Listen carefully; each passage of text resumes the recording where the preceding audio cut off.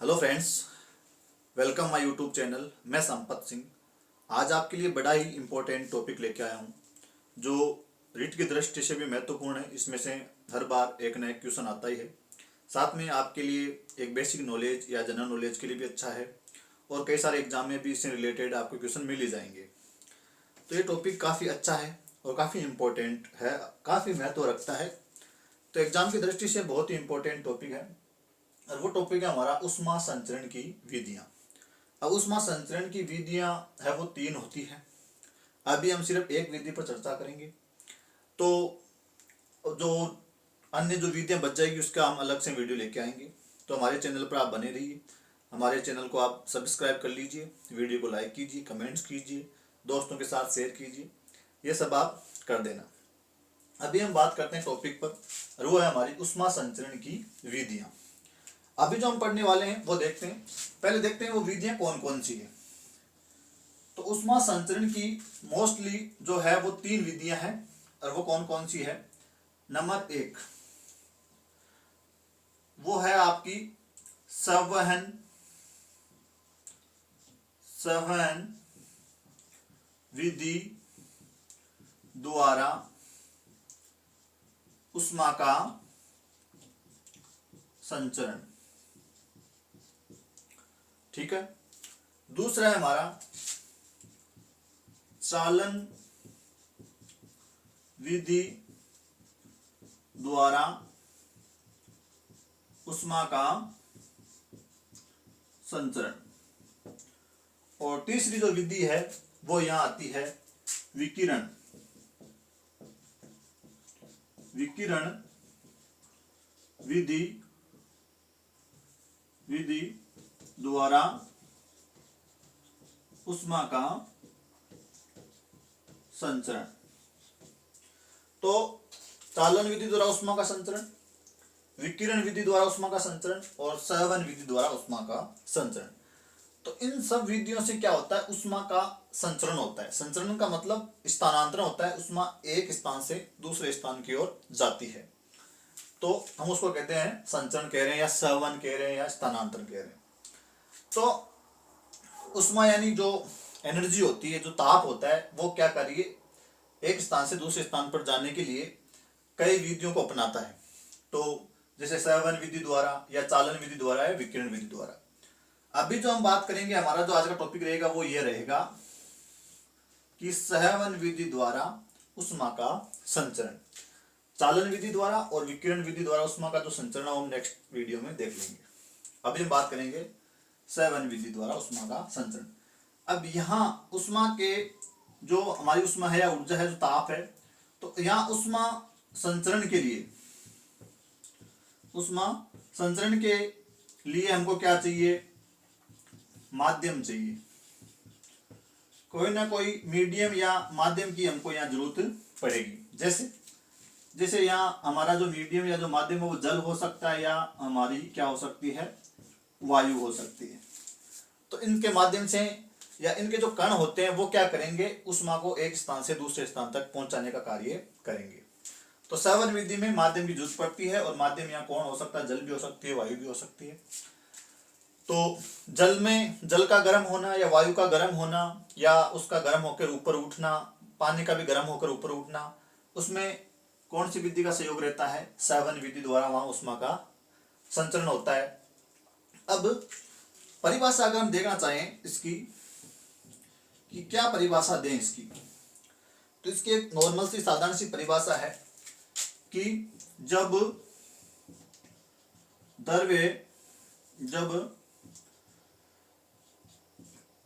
द्रव्य के अणु स्वयं चलकर ऊष्मा या स्वयं चलकर जो ऊर्जा है या हमारी जो ऊष्मा है स्वयं चलकर एक स्थान से दूसरे स्थान पर ऊष्मा का संचरण करते हैं। ऊष्मा संचरण की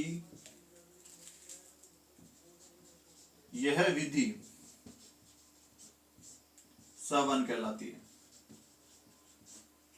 संवहन कहलाती है। तो यहां क्या हो रहा है, द्रव है, कोई भी तरल या लिक्विड, जब कोई द्रव है, कोई लिक्विड के अणु, भाई कोई भी पदार्थ होता है या कोई आपका द्रव होता है, वो किससे बना होता है, अणुओं से मिलकर बना होता है। तो जब द्रव्य के अणु स्वयं ही चलकर, स्वयं ही खुद ही चलकर, जो अणु है वो स्वयं ही चलकर एक स्थान से, जहां से उन्होंने एनर्जी ली है, एक स्थान से दूसरे स्थान तक, कि दूसरे स्थान तक जहां एनर्जी नहीं है, तो एक स्थान से दूसरे स्थान तक ऊष्मा या जो ऊर्जा है, ताप है, को का क्या करते हैं, संचरण करते हैं। तो ऊष्मा स्थानांतरण की इस विधि को हम क्या कह देते हैं, संवहन विधि कह देते हैं। कि यहाँ जो द्रव्य है उसके अणु गर्म होंगे, मतलब उसको एनर्जी मिलेगी तो वो मतलब वो गर्म हो जाएंगे, एनर्जी मिल जाएगी उनको, और फिर वो उस एनर्जी को लेकर स्वयं चलकर एक स्थान से दूसरे स्थान की ओर जाएंगे, और वो अपनी ऊर्जा जो दूसरे स्थान के जो अणु है उनको दे देंगे, और वो क्या हो जाएंगे, गर्म हो जाएंगे।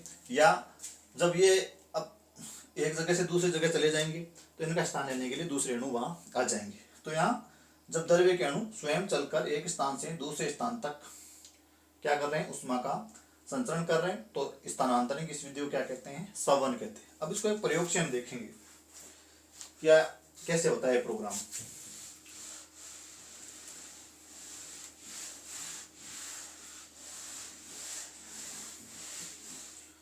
यहां हम एक क्रियाकलाप, एक प्रयोग करेंगे। हमारे पास एक क्या है, एक बीकर है, और बीकर में हमने क्या भर दिया है, पानी भर दिया है, पानी ले लिया हमने। अब देखते हैं क्या जल के जो द्रव्य के जो अणु है वो स्वयं यहाँ से जाते हैं या नहीं जाते हैं, और उसको यहाँ हमने एक स्टैंड पर इसको लगा दिया है, और यहाँ से हम उसको क्या दे रहे हैं, ताप दे रहे हैं, उसको क्या कर रहे हैं, हम गर्म कर रहे हैं। ये हमारा मान लो बर्नर है, बर्नर।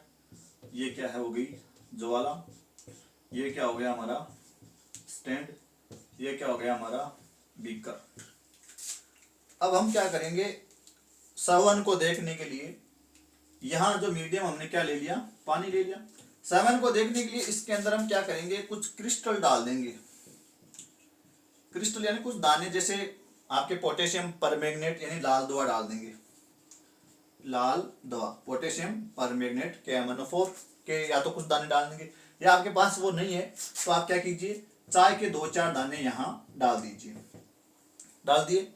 अब हमने क्या किया, यहाँ से जो हमारा गैस है बर्नर को चालू किया तो यहाँ जो एनर्जी है, जो ताप है, वो यहाँ का जो जल है वो ग्रहण करेगा, उस एनर्जी को, ऊष्मा को ग्रहण करेगा, और वो क्या हो जाएगा, उसकी गतिज ऊर्जा है वो बढ़ जाएगी, जो यहाँ के जो अणु है, और वो उस ऊष्मा को जब ग्रहण करेगा तो वो गर्म हो जाएगा या उसकी गतिज ऊर्जा बढ़ जाएगी, और वो क्या करेगा, उसका घनत्व कम हो जाएगा अन्य अणु की तुलना में, वो अपने आप को हल्का महसूस करेगा।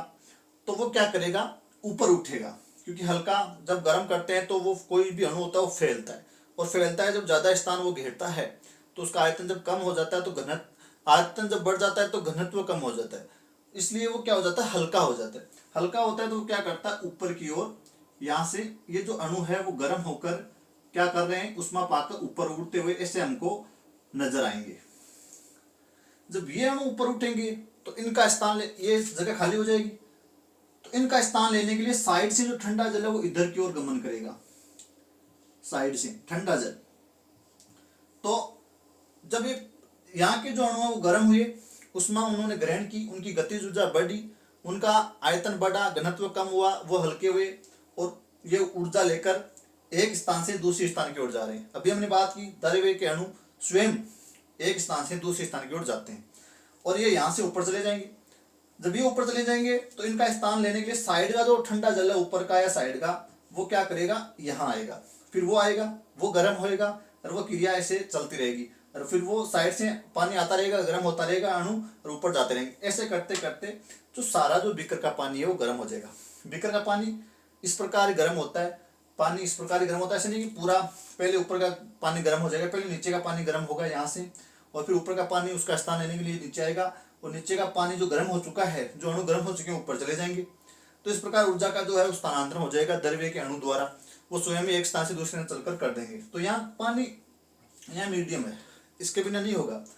तो यहाँ सवन विधि के लिए हमको क्या चाहिए, माध्यम चाहिए। यह हवा में भी हो सकता है, हवा के भी अणु उष्मा को एक स्थान से दूसरे स्थान तक पहुंचा सकते हैं, स्थानांतरण कर सकते हैं। तो यहाँ जो हमने जो चाय के दाने लिए या हमने जो लाल दवा ली है, वो क्या होगी, जब उनके अणु भी जब उनके साथ गर्म होंगे तो वो क्या करेंगे, ऐसे ऊपर उड़ते हुए हमको नजर आएंगे। तो उसमें क्या है, ऐसी जलधारा सी बन जाएगी चाय के कलर की, या लाल दवा है उसके लाल रंग की अंदर धाराएं सी बन जाएगी, कि कुछ धाराएं ऊपर जा रही, कुछ धाराएं नीचे आ रही है।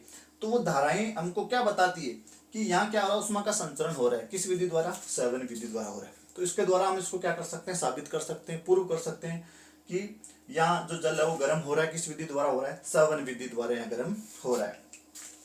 तो इसके माध्यम से आप इसको अच्छे से समझ सकते हो। तो जो पानी है वो इस प्रकार गर्म होता है, पहले नीचे से कुछ अणु गर्म होंगे, और फिर वो ऊर्जा लेकर आगे चले जाएंगे, और वो आगे वाले अणु को भी गर्म कर देंगे। साथ में जो वहाँ जब अणु ऊपर चलेंगे हैं तो उनकी जगह लेने के लिए तो ठंडे जो जल के अणु है वो वहाँ आ जाएंगे, और इस प्रकार वो क्रम चलता रहेगा, और पूरा पानी गर्म हो जाएगा। दूसरी बात आती है कि ये जो विधि है वो जल में भी हो सकती है, वायु में हम बात कर चुके हैं। तो अभी हम इसके देखेंगे संवहन के उपयोग। संवहन के उपयोग, और संवहन के जो उपयोग है वो काफी इंपॉर्टेंट है। हमारा मेन जो है वो ये उपयोग पर ही हमारा फोकस करना है। तो इसको आप अच्छे से समझना, ये एग्जाम की दृष्टि से बहुत इंपॉर्टेंट है, और आपके दैनिक जीवन के लिए भी इंपॉर्टेंट है। तो संवहन के उपयोगों को हमको देखना है। एक कंसेप्ट मैं आपको पहले क्लियर कर देता हूँ। जैसे मान लो ये कोई स्थान है, या कोई भूभाग है, कोई खंड है, और यहाँ क्या है, वायु है, वायुमंडल है, हर जगह वायु फैली हुई है।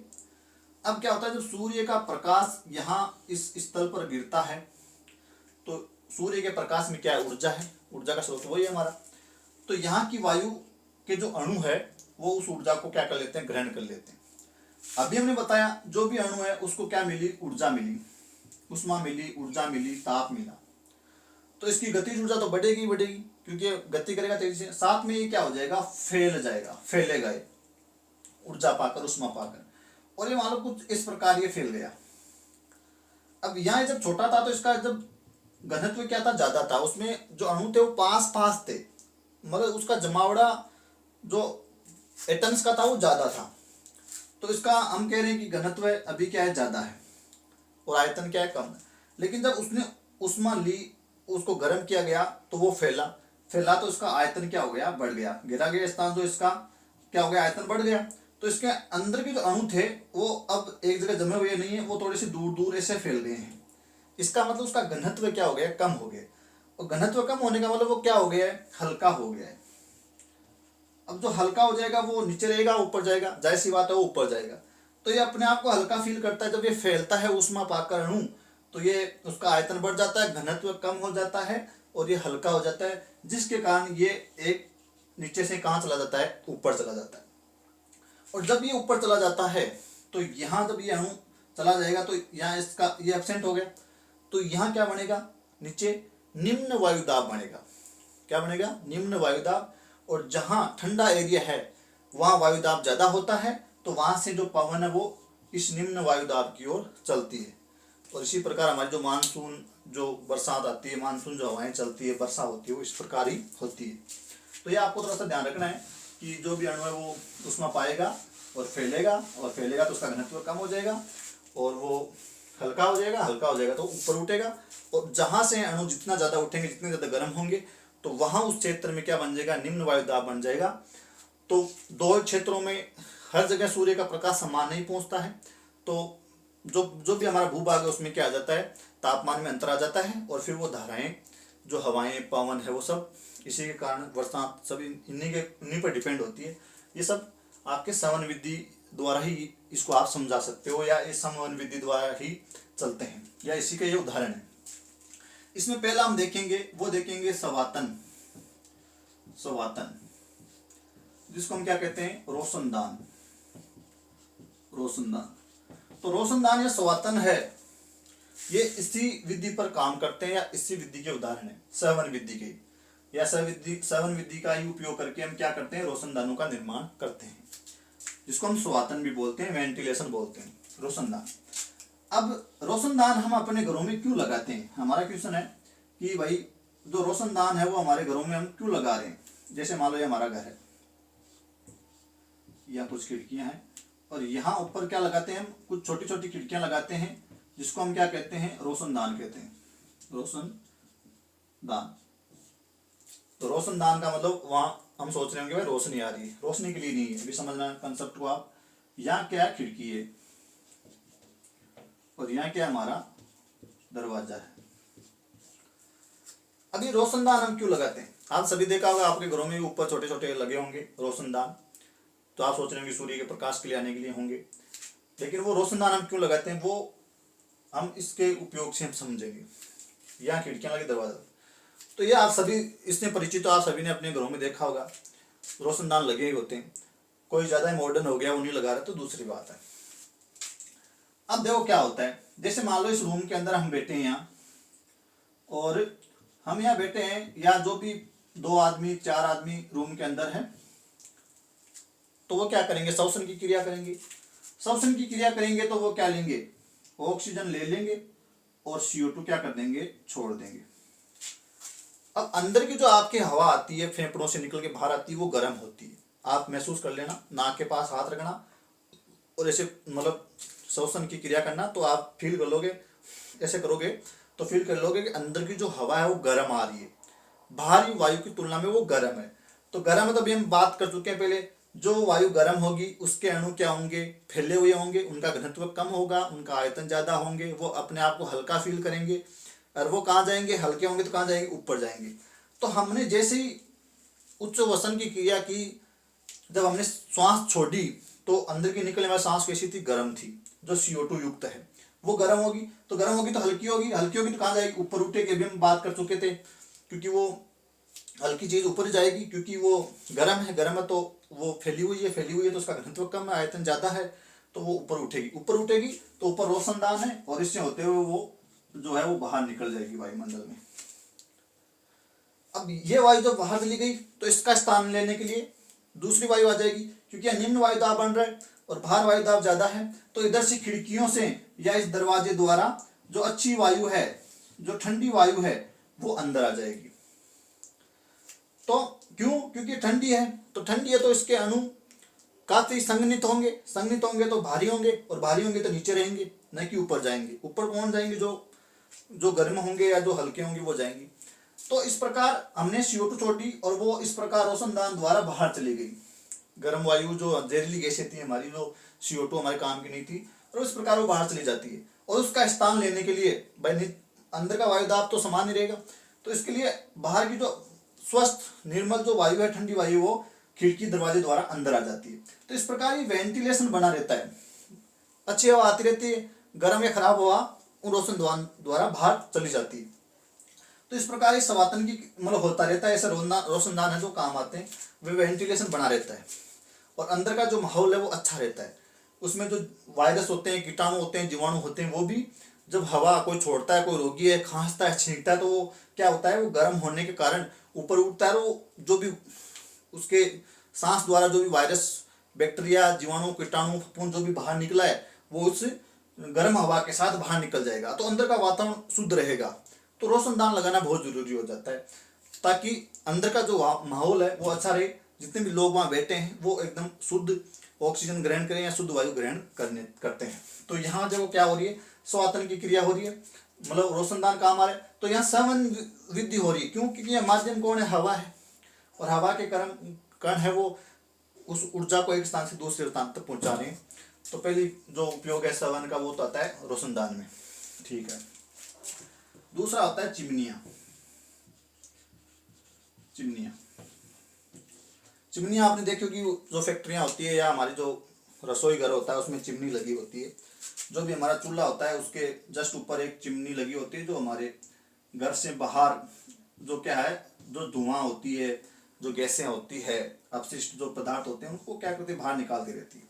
चूल्हे के जस्ट ऊपर लगी होगी चिमनी, और उसका एक पाइप सा ऊपर जाके हमारी छत से बाहर निकला होगा। या जो आपने देखा होगा, जो भट्ठे होते हैं ईंट के या जो फैक्ट्रियाँ होती हैं उनसे ऊपर एक चिमनी लगी होती है, वहाँ से कुछ जहरीली गैसें धुआं बाहर निकलती रहती है। अब देखो, जब ईंधन जलता है तो यहाँ ऊर्जा चाहिए या उष्मा चाहिए या ताप चाहिए। तो यहाँ भी क्या है, अच्छी हवा लगातार मिलती रहनी चाहिए, तभी तो ईंधन जलेगा। भाई किसी भी ईंधन को जलने के लिए क्या चाहिए, ऑक्सीजन चाहिए। अगर ऑक्सीजन नहीं मिलेगा तो ईंधन जलेगा नहीं। अगर कम मात्रा में मिलेगा तो अपर्याप्त उसका ऑक्सीकरण होगा, तो उसमें अपशिष्ट ज़्यादा बच जाएगा और उसकी प्रॉपर ऊर्जा का इस्तेमाल नहीं हो पाएगा। तो इसके लिए हमने क्या लगा दी, चिमनियाँ लगा दी। या रसोई के घर के अंदर जो हवा है वो बाहर निकल सके, अंदर अंदर ना घुटे, अंदर का माहौल खराब ना कर सकें, हमारी आंखों को परेशान ना कर सकें, हमारे फेफड़ों में ना जाए। तो क्या होगा, जब ईंधन जलेगा तो यहाँ जो धुआं निकलेगी, गैसें निकलेगी, वो जाहिर सी बात है, ईंधन जल रहा है तो वो गर्म होगी। गर्म होगी तो वो हल्की होगी, क्योंकि उसका आयतन ज़्यादा होगा, घनत्व कम होगा, वो ज़्यादा स्थान घेरे हुई है, उनकी गतिज ऊर्जा ज़्यादा है। तो वो इस चिमनी द्वारा, क्योंकि वो ऑटोमेटिक ऊपर उठेगी, क्योंकि गर्म है और गर्म है वो ऊपर जाती है, और वो इस प्रकार गति करती हुई चिमनी द्वारा बाहर वातावरण में मुक्त हो जाती है। जब ये बाहर चली जाती है तो इनका स्थान लेने के लिए साइड से जो भी हमारे माध्यम होता है उसके द्वारा जो अच्छी हवा होती है, ऑक्सीजन समृद्ध जो हवा होती है, वो यहाँ आ जाती है और उस ईंधन का प्रॉपरली क्या कर देती है, ऑक्सीकरण कर देती है। तो उसमें अपशिष्ट कम बचते हैं, राख वगैरह कम बचती है, धुआं कम निकलती है और उसकी एनर्जी भी पूरी काम आ जाती है। तो इस प्रकार ये एक तरह का, ये भी क्या है, सवातनी है, सहवन यह है कि यहाँ हवा उस उष्मा को, एक्स्ट्रा उष्मा को बाहर निकाल रही है और वहाँ के वातावरण को शुद्ध कर रही है। तो दूसरा हो गया इसका इस्तेमाल कहाँ, जो है वो चिमनियाँ। तो चिमनियाँ और जो रोशनदान है वो किस पर निर्भर है, किस पर है, आपके सहवन विधि पर ही निर्भर है। आपके एग्जाम में आ जाए तो आपको बताना है यहाँ कौन सी विधि काम में ली जाती है, सहवन विधि काम में ली जाती है। सहवन विधि के ही क्या है, एग्जाम्पल है। नेक्स्ट इनका उदाहरण जो उपयोग देखे वो महासागरीय धाराएं, महासागरीय धाराएं। तीसरा इसका जो उपयोग आता है वो, या जिस पर ये कंसेप्ट निर्भर है सहवन विधि पर, वो कौन सा है, महासागरीय धाराएं। जैसे मान लो ये हमारी क्या है, पृथ्वी है, और पृथ्वी के हर भाग पर समान मात्रा में प्रकाश सूर्य का नहीं पहुंचता है, कहीं ज्यादा कहीं कम, कहीं तो 6-6 महीने तक ही प्रकाश नहीं पहुंच पाता है, दूरों पर तो बर्फ जमी है, और कहाँ बहुत ज्यादा गर्मी पड़ती है। तो ये तो आपको पता है कि ये जो स्थल है या जो पृथ्वी है वो समान रूप से गर्म नहीं होगी, असमान रूप से गर्म होगी। ये आपका जो विषुवत वृत्त है या आपकी जो भूमध्य रेखा है, इस पर क्या होता है, सूर्य की सीधी रेखाएं गिरती है, सीधी रेखाएं गिरती है, सीधा प्रकाश यहाँ भूमध्य रेखा पर गिरता है। अब भूमध्य रेखा के आसपास जितने भी जो समुद्र है उनका पानी क्या हो जाता है, गर्म हो जाता है, क्योंकि यहाँ ऊर्जा क्या मिल रही, ज्यादा मिल रही। और जो यहाँ पोलर है, जो ध्रुव है, उन पर तिरछी किरणें पड़ने के कारण यहाँ क्या होता है, ठंड रहती है, गर्मी कम रहती है, उसमें कम पहुंच पाती है, क्योंकि तिरछी पड़ती है। तिरछी पड़ती है तो उनको ज्यादा रास्ता तय करना पड़ता है किरणों को, इसलिए उनकी एनर्जी रास्ते में खत्म हो जाती है, तो यहाँ तक पहुंचते पहुंचते वो कम रह जाती है। तो ये क्षेत्र ठंडा मिलेगा, क्योंकि यहाँ तिरछी पड़ रही है। यहाँ सीधी गिर रही है तो ये क्षेत्र आपको क्या मिलेगा, भूमध्य रेखा वाला क्या मिलेगा, गर्म मिलेगा। अब जाहिर सी बात है यहाँ गर्म होगा तो समुद्र का जो यहाँ समुद्र है भूमध्य रेखा विषुवत वृत्त के आसपास, वो उनका पानी खोलेगा, गर्म होगा, और वो वाष्पन की क्रिया होगी, भाप बनेगी, और भाप क्या है, गर्म गर्म भाप बन रही है, क्योंकि सूर्य इस पानी से उबल रही है, स्ट्रीम बन रही है वो। और वो क्या होगी, जब यहाँ से, क्योंकि वो गर्म है तो वो हल्की हो जाएगी, हल्की हो जाएगी तो ऊपर उठेगी, और ऊपर उठेगी तो कहाँ जाएगी, जहाँ क्या ठंड है उधर जाएगी, गमन करेगी। तो यहाँ से ये इनको गर्म जल धारा कहते हैं, गर्म जल धारा, गर्म जल धारा। तो ये गर्म जल धारा जो किसी गर्म जल को लिए हुए स्ट्रीम है, वाष्प है, वो ध्रुवों की ओर जाती है, इस प्रकार। तो महासागरीय धाराएं बनती है। अब यहाँ गर्मी कम है, उष्मा कम पहुंच पा रही है, ताप कम है, तो यहाँ की जो वायु वो कैसी रहेगी, भारी रहेगी, उनका घनत्व ज़्यादा रहेगा, और वो क्या है, ठंडी है तो ज़्यादा घनत्व है उनका और वो भारी है, और जो गर्म है वो हल्की है। तो ये जो ठंडी हवा है वो कहाँ चलेगी, इधर समुद्रों की ओर, जहाँ निम्न वायुदाब बना है। जहाँ से हवा उड़ती है वहाँ निम्न वायुदाब बनता है, और जहाँ यहाँ भारी जो गैसें जमी हुई है, ठंड है, वहाँ उच्च वायुदाब है। तो ये अपने अधिक वायुदाब से निम्न वायुदाब की ओर ये चलती है। इनको कहते हैं गर्म जलधारा, ठंडी जलधारा, ठंडी जल धारा। तो ठंडी जल धारा ध्रुवों से तो कहाँ चलती है, आपके भूमध्य रेखा विषुवत की ओर, और गर्म जल धारा है वो कहाँ चलती है, आपके ध्रुवों की ओर चलती है। तो इस प्रकार महासागरीय धाराएं बनती है, और ये गर्म पानी को मतलब स्ट्रीम है, वाष्पन की क्रिया हो रही है, गर्म पानी है वो भाप के रूप में वो ऊपर जा रहा है, क्योंकि वो हल्का है इसलिए ऊपर चढ़ रहा है, और जो ऊपर का जो भारी है जिसका घनत्व ज्यादा है वो इधर भूमध्य रेखा की ओर आ रहा है, जिसे हम कहते हैं महासागरीय धाराएं, जो गर्म जल धारा और ठंडे जल की धारा के नाम से जानी जाती है। तो यहाँ भी कौन सी विधि काम आ रही है, सहवन विधि काम आ रही है, क्योंकि यहाँ जो मीडियम का काम कर रही है वो कौन कर रही है, आपकी वायु कर रही है। अगला जो टॉपिक है वो है आपका बहुत ही इंपॉर्टेंट, जो कई बार काफी सारा जो है वो कंफ्यूज क्रिएट कर देता है। तो वो जो टॉपिक है उस पर आपको जो थोड़ा सा ज्यादा है वो फोकस करना है, और वो क्या है, पवन का चलना, पवन का चलना या पवन चलना यानी हवा चलना। तो हवा का चलना भी किस पर डिपेंड है, आपके सहवन पर डिपेंड है। सहवन विधि द्वारा ही हवा चलती है, यानी ये भी किसका उदाहरण हो गया, सहवन का हो गया। तो सहवन के उपयोग में हम क्या पढ़ेंगे, पवन का चलना। अभी हम बात पहले कर चुके हैं कि जो भी कोई भूभाग होता है उस पर जब सूर्य का प्रकाश गिरता है तो वहां की जो वायु होती है वो क्या हो जाती है, गर्म हो जाती है। गर्मी पाकर वायु क्या होती है, फैलती है, उनकी गतिज ऊर्जा अणु की बढ़ जाती है। फैलती है तो उनका जो आयतन है, घेरा गया स्थान है वो क्या हो जाता है, बढ़ जाता है, और उनका जो घनत्व है वो क्या हो जाता है, कम हो जाता है, जिससे वो क्या फील करती है, अपने आप को हल्की फील करती है, और हल्की चीज कहाँ जाएगी, ऊपर जाएगी। तो ये वायु यहाँ से गर्म होकर कहाँ चली गई, ऊपर। तो यहाँ क्या बना, यह बना निम्न वायु दाब क्षेत्र। जब समुद्रों के आसपास, समुद्र में पानी उबलता है या उनका जो पानी है वो गर्म, मान लो ठंडा है, क्योंकि यहाँ पानी के पास सूर्य का प्रकाश गिरा और वो पानी है वो भाप बन के उड़ा तो, लेकिन यहाँ वो ठंड ज्यादा है क्योंकि वहाँ गर्मी कम है, वहाँ जो पानी है वो जो आपकी हवा है वो पानी लिए है। तो यहाँ क्या बनता है, यहाँ वायुदाब ज्यादा रहता है, समुद्र के आसपास वायुदाब क्या रहता है, ज्यादा, वायुदाब ज्यादा रहता है। और यहाँ क्या हो गया, निम्न वायुदाब। तो ये ऑटोमेटिकली जो ये हवा है वो किधर खींची हुई आ जाएगी, अपने उच्च वायुदाब से निम्न वायुदाब की ओर। अगर इसमें पानी की मात्रा ज्यादा है, बादल वगैरह बन के आए तो वो यहाँ किसी पर्वत से टकरा के यहाँ बरसात कर देंगे। अन्यथा उस हवा का जो स्थान जो रह गया है उसको बढ़ने के लिए हवा अपने उच्च वायुदाब से निम्न वायुदाब की ओर चलती है। तो ये भी आपको ध्यान रखना है, जो वायु है वो अपने उच्च वायुदाब से निम्न वायुदाब की ओर चलती है, जिससे से आपकी बरसात वगैरह होती है। अब इसका जो इम्पोर्टेंट जो पार्ट आता है वो क्या आता है, आपने दो वर्ड सुने होंगे, एग्जाम में भी आपने देखा होगा। एक तो होती है समुद्र समीर और एक होती है थल समीर। ये वर्ड आपको काफी कंफ्यूज करते होंगे, या आपने देखे होंगे कई एग्जाम में आ जाते हैं या आ जाएंगे आपके सामने, कभी मिल जाएंगे आपको।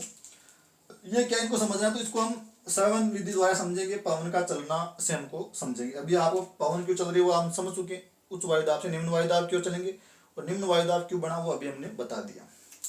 अब क्या होता है, जैसे मान लो ये कोई हम कोई पर्टिकुलर को क्षेत्र ले रहे हैं और ये मान लो किनारा, इधर क्या है समुद्र है और इधर क्या है स्थल या आपका थल वाला पार्ट है, ये आपका क्या है थल है,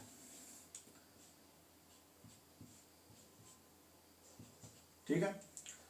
अब जब सूर्य का प्रकाश यहाँ गिरेगा तो वो थल पर ही गिरेगा और समुद्र पर भी गिरेगा। ये प्रकाश आ रहा है, प्रकाश में ऊर्जा है और वो उस वायु को या उस स्थल को या पानी को क्या कर देगा, गर्म कर देगा। जब ये प्रकाश यहाँ पहुंचेगा तो थल भाग है वो गर्म हो जाएगा, यहाँ की वायु, यहाँ का स्थल, यहाँ के जो भी पत्थर, मिट्टी, पहाड़ सब गर्म हो जाएंगे। लेकिन पानी भी गर्म होगा, लेकिन स्थल की तुलना में पानी धीरे धीरे गर्म होता है। ये क्या होता है? धीरे धीरे गर्म होता है। और ये जो स्थल भाग है वो जल्दी से गर्म हो जाता है। जल्दी से गर्म होगा तो यहाँ की वायु उस ऊर्जा को लेगी, अपने आकार को फैलाएगी, घनत्व कम होगा और हल्की हो जाएगी और ऊपर उठेगी। ऊपर उठेगी, लेकिन यहाँ समुद्र वाला जो क्षेत्र है वहाँ क्या हो रहा है? ये प्रोसेस समान नहीं है, क्योंकि यहाँ पानी धीरे धीरे गर्म हो रहा है। गर्म तो हो रहा है, सूर्य का प्रकाश मिल रहा है, लेकिन इसकी तुलना में ये कम गर्म हो रहा है। तो यहाँ तो वो हवा ऊपर उठ गई, तो यहाँ तो क्या बन गया? निम्न वायुदाब। लेकिन यहाँ इसकी तुलना में वायुदाब क्या है? यहाँ ज्यादा है। और ये कब की बात है? ये है दिन की बात। दिन में ऐसी क्रिया होती है, रात्रि में क्रिया उल्टी हो जाएगी। अब जब ऐसा होता है तो यहां से समुद्र से हवा किधर चलती है? स्थल की ओर चलती है। तो उस हवा को हम क्या कहते हैं? समुद्र समीर कहते हैं। समुद्र समीर, समीर यानी हवा। कि जब स्थल की तुलना में या समुद्र की तुलना में जब स्थल भाग ज्यादा गर्म हो जाता है तो वहां निम्न वायुदाब क्षेत्र बनता है। तो जब ऐसा जब होता है दिन के समय, तो समुद्र है वो उसकी तुलना में कम गर्म हो रहा है, धीरे धीरे गर्म हो रहा है। तो समुद्र से जो हवा है दिन में वो किधर चलती है? समुद्र से थल की ओर चलती है। तो समुद्र से थल की ओर चलने वाली समीर को क्या कहते हैं? समुद्र समीर। समुद्र से थल की ओर चलने वाली जो हवा है, पवन है, उसको हम क्या कहेंगे? समुद्र समीर कहेंगे। ऐसा क्यों हुआ? समझ में आ गया? क्योंकि धीरे धीरे गर्म हो रहा है तो यहाँ वायुदाब ज्यादा रहेगा, और ये जल्दी गर्म हो रहा है तो यहाँ वायुदाब कम रहेगा। तो दिन के समय समुद्र से स्थल की ओर चलने वाली जो हवा है, पवन है, उसको कहते हैं समुद्र समीर। ये क्रिया कब होती है? दिन में होती है। रात्रि में क्रिया उल्टी हो जाती है। अब रात्रि का एक हम लेते हैं, ये रात्रि हो गई, ये हमारा क्या हो गया? समुद्र। और ये क्या हो गया? हमारा स्थल या थल। अब ये बात हो रही है क्योंकि रात्रि की। अब सूरज भगवान तो चले गए। अब चले गए तो क्या होगा? रात्रि में ये पानी धीरे धीरे गर्म होता है तो धीरे धीरे ही ठंडा होता है। कि यहाँ गर्म होने में उसको बहुत ज्यादा वक्त लगा, तो अब रात्रि को ठंडा होने में भी ज्यादा वक्त लगेगा। लेकिन थल जितना ज्यादा जल्दी गर्म हुआ था यहाँ, उतना ही ज्यादा जल्दी क्या हो जाएगा? ठंडा भी हो जाएगा। तो मिट्टी जितनी जल्दी गर्म होती है उतनी जल्दी ठंडी भी हो जाती है। लेकिन पानी, समुद्र का पानी जितना धीरे धीरे गर्म होगा उतना धीरे धीरे क्या हो जाएगा? ठंडा होगा। तो यहाँ गर्मी अभी ज्यादा है क्योंकि ये ठंडा धीरे धीरे होगा, तो यहाँ पानी गर्म है। और ये स्थल वाला भाग तुरंत ही, जैसे ही सूर्य अस्त हुआ, रात्रि आई और जितना जल्दी गर्म हुआ था यहाँ, उतना जल्दी क्या हो जाएगा? ठंडा हो जाएगा। तो यहाँ जब ये गर्म हो गया तो इस बार यहाँ वायु दाब क्या बन जाएगा? कम बन जाएगा, क्योंकि यहाँ गर्मी है। गर्मी है तो यहाँ की वायु उष्मा लेगी और ऊपर चली जाएगी, तो यहाँ निम्न वायु दाब बन जाएगा। कब? रात्रि के दौरान। और यहाँ ये जल्दी से ठंडा हो गया तो यहाँ की हवा का घनत्व बढ़ गया है, तो यहाँ वायु दाब बढ़ गया है। तो रात्रि को हवा किधर चलेगी? स्थल से समुद्र की ओर चलेगी। तो जब हवा स्थल से समुद्र की ओर चलती है तो उसको हम कहते हैं थल समीर। थल समीर। थल से समुद्र की ओर चलने वाली जो हवा है, पवन है, उसको थल समीर कहते हैं। और समुद्र से स्थल की ओर चलने वाली को समुद्र समीर कहते हैं। समुद्र से थल की ओर तो समुद्र समीर, और थल से समुद्र की ओर थल समीर। अब ये क्रिया कब? दिन में, और ये क्रिया कब? रात में। कारण क्यों? क्योंकि ये धीरे धीरे गर्म होता है तो यहाँ वायुदाब ज्यादा रह जाता है, और ये जल्दी गर्म हो जाता है तो वायुदाब कम हो जाता है। तो दिन में हवा इधर से इधर चलती है, समुद्र से स्थल की ओर, और रात्रि में जल्दी से ठंडा हो जाता है, ये धीरे धीरे गर्म ठंडा होता है, तो यहाँ वायुदाब कम रहता है, इधर वायुदाब ज्यादा रहता है। क्योंकि यहाँ जो है वो संघनन हो गया है और हवा है वो भारी हो गई है, तो वहाँ वायुदाब ज्यादा हो गया है, तो वो चलेगी इधर की ओर रात्रि को, तो उसको कह देंगे थल समीर। तो गर्मियों के दिन समुद्र के आसपास जो मकान बने होते हैं, तो जब गर्मियों के दिन यहाँ का वायु तापमान बढ़ता है तो इधर से समुद्र की ठंडी हवाएं आती है और अच्छा सुकून देती है, और रात्रि को ये समुद्र की ओर जाती है। तो ये ध्यान रखना, ये समुद्र समीर समुद्र से थल की ओर, और थल समीर थल से समुद्र की ओर, ये रात्रि में और ये दिन में। तो ये था आज का हमारा टॉपिक, क्या ऊष्मा संचरण की विधि में श्रवण विधि द्वारा ऊष्मा का संचरण और उसके उपयोग। धन्यवाद।